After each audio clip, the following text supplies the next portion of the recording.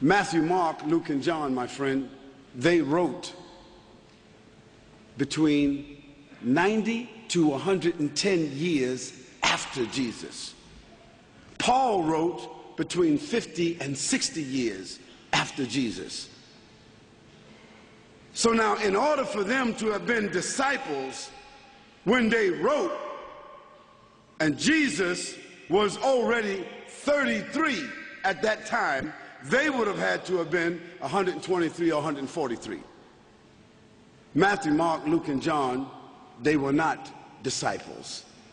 Secondly, I ask you, Matthew who? Mark who? Luke who? John who? How could four people that wrote separately, all of them forgot to write their last names?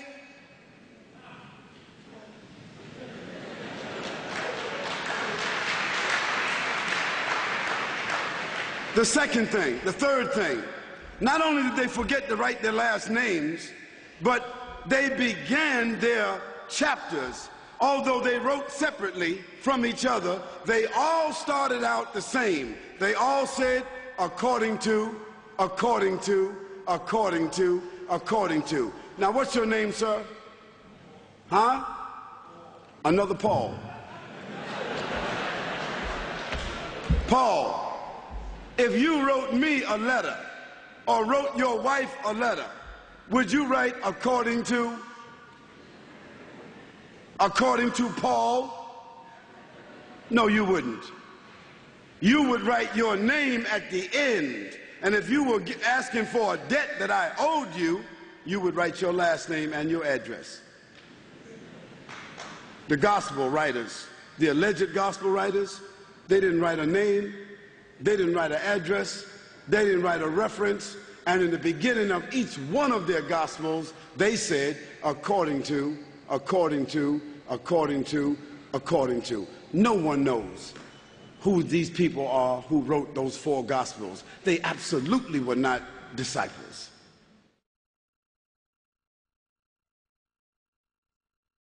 When we talk about prophets, there's not an issue of equality here. They all been sent by God with a message and with signs of prophecy. And God doesn't love one more than the other.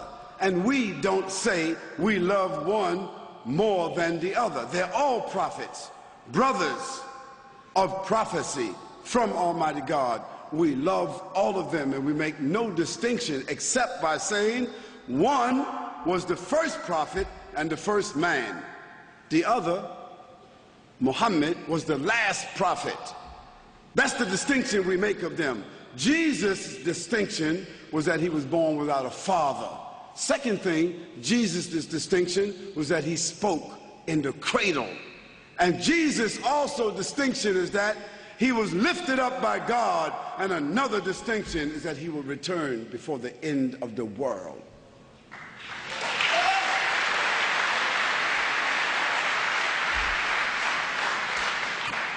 Now, those distinctions doesn't make Jesus better than another prophet. I'm talking to my friend there that just gave me the...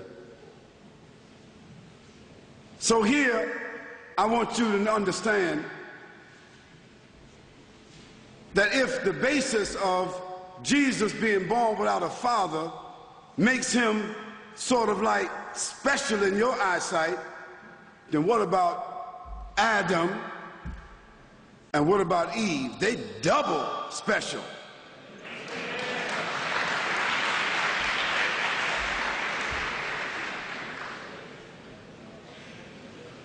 I think, my friend and Christians that are here, no need for anybody to think that you gotta ring your bell about Jesus, because we got all the bells. We love Jesus, we think, more than you, because we believe that we understand the real Jesus, the historical Jesus that makes our love genuine and direct.